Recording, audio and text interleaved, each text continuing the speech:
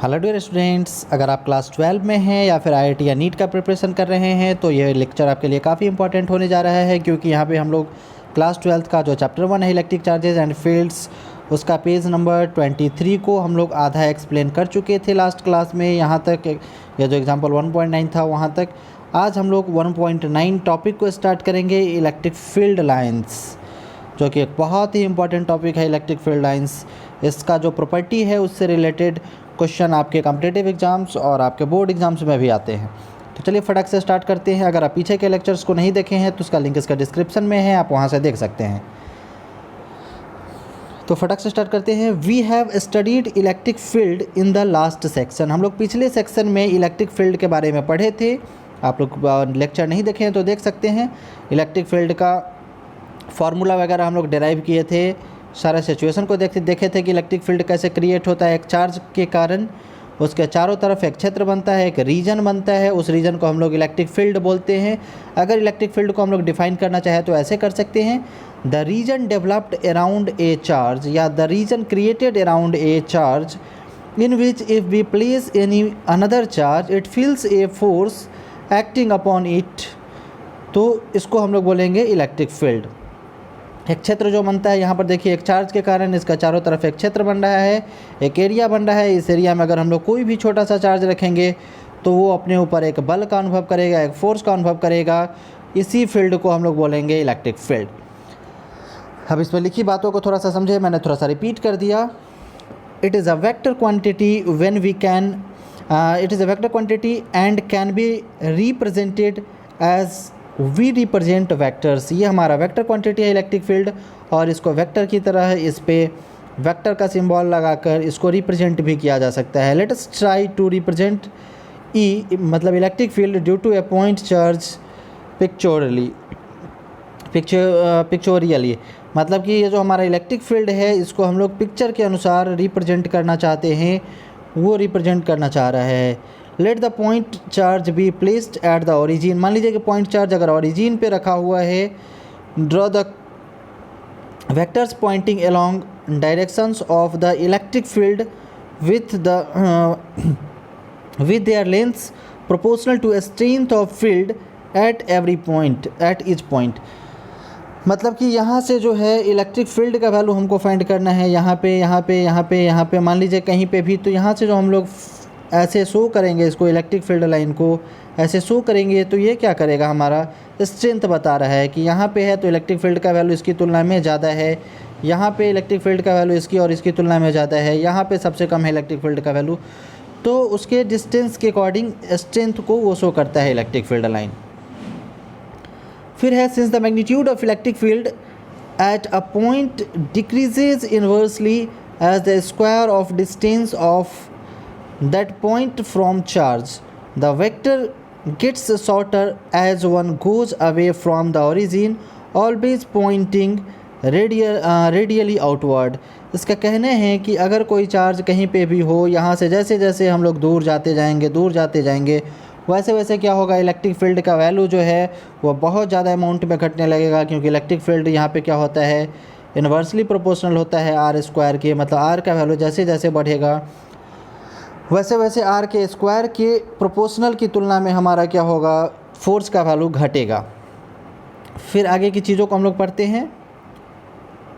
Figure 1.5 shows सच ए picture. ये जो हमारा फिगर 1.5 है इस तरह का एक पिक्चर को दिखा रहा है। यहाँ पे अगर देखा जाए तो इलेक्ट्रिक फील्ड का वैल्यू क्या होगा, ज़्यादा होगा इसकी तुलना में, और फिर यहाँ पे ज़्यादा होगा इसकी तुलना में। मतलब जैसे जैसे दूर हम लोग जा रहे हैं वैसे वैसे क्या हो रहा है, इलेक्ट्रिक फील्ड का वैल्यू घटते जा रहा है। In this figure each arrow indicates the electric field. इसमें जितना भी एरो है सारा एरो इलेक्ट्रिक फील्ड को इंडिकेट कर रहा है। The force acting on a unit positive charge placed at tell of the arrow.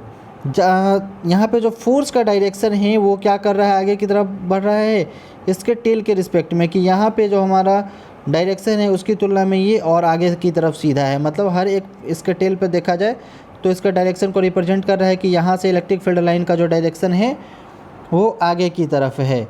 Connect the arrow pointing in one direction and the resulting figure represents a field line. अब ये क्या करना है, इसको हम लोग एक साथ अगर कनेक्ट कर दे तो ये क्या शो करेगा, इलेक्ट्रिक फील्ड लाइन के डायरेक्शन को शो करेगा कि इलेक्ट्रिक फील्ड लाइन का ये हमारा वैल्यू है। वी दस गेट मेनी फील्ड लाइन्स, इस तरह से हमको क्या मिलता है, बहुत सारा इलेक्ट्रिक फील्ड लाइन मिलता है। All pointing towards from the point charge, सारा का सारा क्या होता है, पॉइंट चार्ज से दूर की तरफ जा रहा होता है। Have we lost the information about the strength of magnitude of the field now, क्या हम लोग इसका स्ट्रेंथ को भूल चुके हैं कि इसका स्ट्रेंथ क्या होगा इलेक्ट्रिक फील्ड का। फिर है because it was contained in the length of arrow, क्योंकि ये जो है, ये जो हमारा एरो का लेंथ है इसमें कहीं ना कहीं छुपा हुआ है, क्योंकि जिसका लेंथ छोटा होगा उसका इलेक्ट्रिक फील्ड का वैल्यू क्या होगा, ज़्यादा होगा, जिसका लेंथ बड़ा होगा उसका इलेक्ट्रिक फील्ड का वैल्यू छोटा होगा। मतलब कि लेंथ जैसे बढ़ेगा इलेक्ट्रिक फील्ड का वैल्यू छोटा हो जाएगा, लेंथ छोटा रहेगा इलेक्ट्रिक फील्ड का वैल्यू ज़्यादा रहेगा। No now magnitude of the field represented by the density of field lines E is strong near the charge, so the density of field line is more near the charge and the lines are closer। मतलब कि charge का value जितना ज़्यादा होगा electric field line उतना नज़दीक रहेगा, charge का वैल्यू जितना कम रहेगा इलेक्ट्रिक फील्ड लाइन उतना ज़्यादा दूर पर रहेगा। और चार्ज के नज़दीक में बात किया जाए तो यहाँ पर इलेक्ट्रिक फील्ड लाइन का वैल्यू ज़्यादा होगा क्योंकि ये चार्ज के नज़दीक है, और जैसे जैसे दूर जाएगा वैसे वैसे क्या होगा, फैलते जाएगा। यहाँ पे गौर कीजिए, यहाँ पे हमको इलेक्ट्रिक फील्ड लाइन का वैल्यू ज़्यादा दिखाई दे रहा है, यहाँ पे देखिए तो कम दिखाई दे रहा है। Away from the charge the field gets weaker and the density of field lines less resulting in well separated lines. इसका कहना है कि हमारा जो चार्ज है उसके नज़दीक इलेक्ट्रिक फील्ड लाइन्स जो है हमारा ज़्यादा नज़दीक है। यहाँ पर देखा जाए तो यहाँ पर इलेक्ट्रिक फील्ड ज़्यादा है, यहाँ पर इलेक्ट्रिक फील्ड कमज़ोर है। अगर यहाँ पर चार्ज को रखें तो इस पर कम इलेक्ट्रिक फील्ड अप्लाई होगा, यहाँ पर रखेंगे उसकी तुलना में। फिर है अनदर पर्सन में draw more lines but the number of lines is not important. कोई और आदमी हो सकता है जो ज़्यादा नंबर ऑफ लाइन्स को ड्रॉ करे, लेकिन नंबर ऑफ लाइन्स जो है वो ज़्यादा इंपॉर्टेंट नहीं है। In fact an infinite number of lines can be drawn in any region. किसी भी क्षेत्र में क्या किया जा सकता है, infinite number of electric field line को ड्रॉ किया जा सकता है, उससे कोई प्रॉब्लम नहीं है। फिर हम लोग पेज नंबर 24 की तरफ मूव करते हैं। जहाँ पे है अच्छा, लास्ट पिक्चर में जो हमारा ये इलेक्ट्रिक फील्ड लाइन को शो कर रहा है, ये हम लोग देख रहे हैं कि यहाँ पे पॉजिटिव चार्ज है। और लास्ट सेशन में हम लोग पढ़े भी थे कि इलेक्ट्रिक फील्ड लाइन जब पॉजिटिव चार्ज हो तो क्या होता है, बाहर की तरफ होता है। पॉजिटिव चार्ज का इलेक्ट्रिक फील्ड लाइन का डायरेक्शन बाहर की तरफ होता है, और नेगेटिव चार्ज अगर होता है, यहाँ पे नेगेटिव चार्ज होता तो इलेक्ट्रिक फील्ड लाइन जो है उसका डायरेक्शन हमेशा अंदर की तरफ होता। फिर हम लोग 24 को देखते हैं।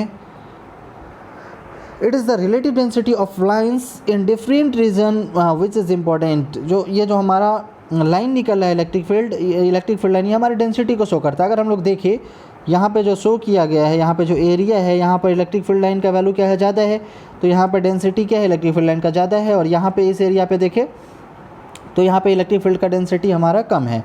इन चीज़ों को हम लोग पढ़ते हैं। फिर आगे we draw the figure on the plane of paper. हम लोग एक प्लेन पेपर पे क्या करते हैं, इस फिगर को ड्रा करते हैं in 2 dimensional but we live in 3 dimensions. 2 dimension मतलब पेपर पे ड्रा कर रहे हैं तो ऑब्वियसली 2 डायमेंशन में हम लोग ड्रा करेंगे, लेकिन इसको हमको 3 डायमेंशन जैसे समझना है। So if one wishes to estimate the density of field lines, one has to consider the number of lines per unit cross sectional area perpendicular to the lines. अब यहाँ पे जो है इसको हमको इमेजिन करना है कि ये जो है सो सिर्फ ऐसे सीधा नहीं जा रहा है, ऐसे चारों तरफ ऐसे बाहर की तरफ निकल रहा है। आप वो जो भूजा वाला जो बेचते हैं पेपर का बनाया हुआ, आप उस तरह का पिक्चर इसको कंसिडर करें कि ऐसे घुमा हुआ है, इस तरह का पिक्चर है कुछ, है ना। तो यहाँ पर अगर नीचे वाले पोर्शन पर हम लोग देखें तो इलेक्ट्रिक फील्ड लाइन का डेंसिटी ज़्यादा होगा, और ऊपर क्या होगा, इलेक्ट्रिक फील्ड लाइन का डेंसिटी हमारा कम होगा। इस क्रॉस सेक्शन एरिया पे ज़्यादा है, इस क्रॉस सेक्शन एरिया पे इलेक्ट्रिक फील्ड का जो डेंसिटी है वो कम है, क्योंकि यहाँ पे एरिया ज़्यादा है और यहाँ पे लाइंस कम है। यहाँ पे एरिया छोटा है, लाइंस ज़्यादा है, तो इलेक्ट्रिक फील्ड लाइन ऑब्वियसली यहाँ ज़्यादा होगा और यहाँ पे कम होगा। Since the electric field decreases as the square of distance from one point and the area closing to the charge increases at the square of distance, the number of field line crossing to enclosing area remains constant, where may be distance of area from the charge। हम लोग देखते हैं कि जैसे जैसे यहाँ पर area भी हमारा बढ़ते जा रहा है और जैसे जैसे इलेक्ट्रिक फील्ड लाइन बढ़ते जा रहा है, उसके कारण क्या हो रहा है, इसका जो इंटेंसिटी है, मतलब उसका जो कैपेसिटी है, इसका जो इलेक्ट्रिक फील्ड का जो वैल्यू है वो डिक्रीज होते जाता है कंटिन्यूसली, जैसे जैसे डिस्टेंस बढ़ते जाता है वैसे वैसे। फिर हम लोग देखते हैं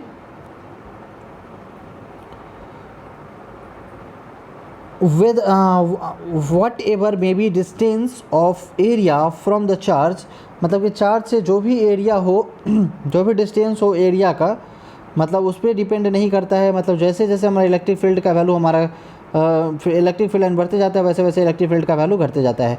we started by seeing that the field line carry information about the direction of electric field at different point in space। हम लोग देखते हैं, ऑब्जर्व करते हैं कि इलेक्ट्रिक चार्ज के कारण यहाँ जो इलेक्ट्रिक फील्ड लाइन निकल रहा है इसको हर एक पॉइंट पे, यहाँ पे देखिए, यहाँ पर देखिए, जहाँ भी देखिए वहाँ पे क्या कर रहा है, वो अपने इलेक्ट्रिक फील्ड का डायरेक्शन शो कर रहा है। कि यहाँ पे इस पॉइंट पे अगर देखें तो इलेक्ट्रिक फील्ड हमारा इस पर्टिकुलर डायरेक्शन में है। तो इलेक्ट्रिक फील्ड लाइन के किसी भी पॉइंट को अगर हम लोग देखना चाहे, उस पॉइंट पे हमको क्या पता चलता है कि इलेक्ट्रिक फील्ड लाइन का जो है ये पर्टिकुलर डायरेक्शन है। फिर उसके बाद है having drawn a certain set of field lines, the relative density of field lines at different points indicates the relative strength of electric field as those points। मतलब ये किसी पर्टिकुलर पॉइंट पे electric field का जो हमारा direction show कर ही रहा है और इस पॉइंट पे इलेक्ट्रिक फील्ड का कितना स्ट्रेंथ है ये भी शो कर रहा है। अगर यहाँ पे देखें तो इलेक्ट्रिक फील्ड का वैल्यू कम है, यहाँ पे उससे ज़्यादा है, यहाँ पे और उससे इलेक्ट्रिक फील्ड का वैल्यू कमते जाएगा। मतलब जैसे जैसे हम लोग दूर जाएंगे वैसे वैसे इलेक्ट्रिक फील्ड का वैल्यू घटते जाएगा। और जहाँ भी चेक करना हो यहाँ पर इसका डायरेक्शन इधर है, जहाँ पर आप देखेंगे वहाँ पर इलेक्ट्रिक फील्ड का डायरेक्शन आपको मिलते रहेगा। फिर इसके बाद है the field lines crowd where the field is strong are separated apart where is weak. मतलब जहाँ पर इलेक्ट्रिक फील्ड हमारा स्ट्रॉन्ग है वहाँ पे क्या होगा, इलेक्ट्रिक फील्ड लाइन का संख्या ज़्यादा होगा। जहाँ पे हमारी इलेक्ट्रिक फील्ड लाइन वीक होगा वहाँ पे लाइन हमारा ज़्यादा सेपरेट होगा, एक दूसरे से ज़्यादा दूरी पर होगा। फिर है figure 1.6 shows the set of field lines. Figure 1.6 जो है ये इलेक्ट्रिक फील्ड लाइन का सेट को शो कर रहा है। We can imagine two equal and small elements of area placed at points R and S normal to the field lines here. यहाँ पे हम लोग एक आर इलेक्ट्रिक ये हमारा जो कर्व्ड सरफेस है वो, और यहाँ पे जो हमारा एक सरफेस है एस, इसको हम लोग दो को कंसिडर कर रहे हैं और दोनों का हम लोग क्रॉस सेक्शन एरिया ले रहे हैं। फिर है the number of field lines in our picture cutting the area element is proportional to the magnitude of field at this points. यहाँ पे हम लोग देखेंगे तो इलेक्ट्रिक फील्ड का मैग्नीट्यूड को ये रिप्रेजेंट कर रहा है। यहाँ पे इलेक्ट्रिक फील्ड का मैग्नीट्यूड कम है, यहाँ पे ज़्यादा है, यहाँ पे इससे ज़्यादा, इससे कम है, यहाँ पे सबसे कम है। तो इस कंडीशन को रिप्रेजेंट किया जा सकता है। फिर है the picture shows that the field at R is stronger than S. यह पिक्चर हमारा शो कर रहा है कि आर के पास, मतलब इसके पास इलेक्ट्रिक फील्ड स्ट्रॉन्गर है इसकी तुलना में। फिर है to understand the dependence of field lines on area on rather solid angle subtended by the area element, let us try to relate the area with the solid angle, a generalization of angle to 3 dimensions। मतलब इसको हम लोग क्या कर रहे हैं कि ये जो हमारा यहाँ पे शो कर रहा है ये हमारा जो इलेक्ट्रिक फील्ड लाइन है वो 3 डायमेंशन में है। मैंने पहले भी आपको एग्जांपल दिया था कि भुजा खाने के लिए जो पेपर का हम लोग यूज़ करते हैं कोन जैसा, या कुल्फ़ी का जो कोन होता है उस तरह का कुछ सिचुएशन है यहाँ पे। तो ये हमारा एंगल जो फॉर्म करता है चारों तरफ इस तरह से, उसको हम लोग सॉलिड एंगल बोलते हैं। तो सॉलिड एंगल के रिस्पेक्ट में हम लोग इसको देखेंगे कि इलेक्ट्रिक फील्ड लाइन जो है किस तरह से वो उसका इलेक्ट्रिक फील्ड के डायमेंशन को, इलेक्ट्रिक फील्ड के वैल्यू को वेरी कर रहा है। Recall how a plane angle is defined in 2 dimension. 2 dimension में प्लेन एंगल ऐसे होता है, दोनों के बीच का एंगल है ये प्लेन एंगल है। Let a small transverse line element lambda L be placed at distance r from a point O, then angle subtended by delta L at point O is approximated, angle theta is equal to delta L by r। अब हम लोग जानते हैं कि theta equal to L by R, ये आप 11th में भी पढ़े थे कि यहाँ पर अगर कुछ एंगल थीटा हो, यहाँ पे अगर हमारा ये सबस्टेंड जो हो रहा है ये एल हो और यहाँ से यहाँ का रेडियस आर हो तो theta equal to L upon R होता है। उसी कंडीशन को ये यहाँ पर लिख रहा है। फिर है likewise in 3 dimension solid angle, ये तो हमारा 2 डायमेंशन का कहानी था कि theta equal to L by R है। इसी तरह से हमारा 3 डायमेंशनल में, मतलब कि ये जो हमारा जो भुजा खाने के लिए हम लोग लेते हैं इस तरह का, वो जो हमारा कोन जो फॉर्म होता है वो सॉलिड एंगल है, उसमें क्या होता है, suspended by small particle plane delta S R at a distance R can be written as del omega is equal to delta S by R square. तो उस कंडीशन में जो है, मान लीजिए कि ये हमारा को सॉलिड एंगल बना हुआ है कुछ इस तरह से, तो यहाँ जो एंगल है इसको हम लोग डेल्टा ओमेगा लेंगे। ओमेगा इज इक्वल टू यहाँ पे जो हमारा सरफेस एरिया है इसका, वो delta surface area divided by यहाँ से यहाँ के बीच का जो डिस्टेंस आर है वो R square. We know that in the given solid angle the number of radial field line is same. हम लोग जानते हैं कि इसमें जितना भी इलेक्ट्रिक फील्ड लाइन है वो इलेक्ट्रिक फील्ड लाइन का नंबर हमारा सेम है, जो कि फिगर 1.6 में दिखाया गया है। For 2 points P1 and P2 distances R1 and R2, जो P1 और P2 है डिस्टेंस R1 और R2 पे जितना इलेक्ट्रिक फील्ड लाइन यहाँ पे है उतना ही इलेक्ट्रिक फील्ड लाइन का संख्या हमारा ऊपर भी है। जितना इलेक्ट्रिक फील्ड लाइन यहाँ है उतना ही इलेक्ट्रिक फील्ड लाइन यहाँ भी है, लेकिन इलेक्ट्रिक फील्ड इंटेंसिटी मतलब इलेक्ट्रिक फील्ड का जो वैल्यू है जैसे जैसे ऊपर जा रहा है वैसे वैसे हमारा घट रहा है। फिर आगे की चीज़ों को हम लोग देखते हैं। The element of area subtending at the solid angle at omega R1 square and omega at P1 and the element of area R2 square omega at P2 respectively. यहाँ पे जो हमारा सॉलिड एंगल जो बन रहा है नीचे, उसको हम लोग क्या कंसिडर कर रहे हैं, R square into delta R1 square into delta omega, और यहाँ जो फॉर्म हो रहा है उसको हम लोग एस पे जो आर पे जो फॉर्म हो रहा है उसको R1 इंटू डेल्टा ओमेगा, और यहाँ पे जो फॉर्म हो रहा है उसको R2 square into delta omega हम लोग कंसिडर कर रहे हैं। फिर है द नंबर ऑफ लाइन्स से in cutting these area elements are the same. यहाँ पे अगर हम लोग नंबर ऑफ लाइन्स की बात करें तो जितना नीचे वाले सरफेस पे है उतना ही ऊपर वाले सरफेस पे है, दोनों पे ही हमारी इलेक्ट्रिक फील्ड लाइन का संख्या क्या है, सेम है। फिर है the number of field lines cutting the unit area element is there n by R1 square delta omega at point P1 and n by R2 square delta omega at point P2 respectively. अगर दोनों जो हमारा area जो electric field line cut कर रहा है दोनों area को same number of electric field lines cut कर रहा है, उस कंडीशन में जो है हमारा जो इसका जो एरिया है उसको कुछ इस टर्म में रिप्रेजेंट किया गया है, n1 by R1 square omega और पॉइंट P1 के लिए, और पॉइंट P2 के लिए R2 square delta omega. Since n and delta omega are common the strength of field intensity has 1 by R square dependence. चूँकि हमारा डेल्टा ओमेगा और n का वैल्यू दोनों में सेम है तो 1 बाई R स्क्वायर पर डिपेंड करेगा। ये तो हम लोग पहले से ही जान रहे थे कि यहाँ से जैसे जैसे डिस्टेंस बढ़ेगा वैसे वैसे हमारा इलेक्ट्रिक फील्ड का जो वैल्यू है वो 1 बाई R स्क्वायर के प्रोपोर्शनल होगा। इसके फार्मूला से भी हम लोग जानते थे इस चीज़ को। फिर है the picture of field line has invented by Faraday to develop an intuitive non mathematical way of visualizing electric field lines around charge configurations. Faraday called them line of force. अब ये जो हमारा लाइन के through जो हम लोग इस चीज़ को एक्सप्लेन किए तो हम लोग फार्मूला से भी जानते थे, लेकिन फैराडे साहब क्या किए, इसको एक फिगर के थ्रू एक्सप्लेन किए और इसका नाम दिए लाइन ऑफ फोर्स। फिर है this term is somewhat misleading specially in case of magnetic field. ये मतलब ये जो हमारा कंडीशन जो यहाँ पर दिखाया गया है ये मैग्नेटिक फील्ड लाइन को पूरी तरह से सपोर्ट नहीं करता है। The more appropriate term in field line electric और magnetic that we have adopt this book. मतलब कि जो हमारा अप्रोप्रिएट मैग्नेटिक फील्ड लाइन या इलेक्ट्रिक फील्ड लाइन के लिए शो किया गया है इस बुक में वो इस कंडीशन को ही किया गया है। फिर है electric field lines are thus a way of pictorially mapping the electric field around the configuration of charges.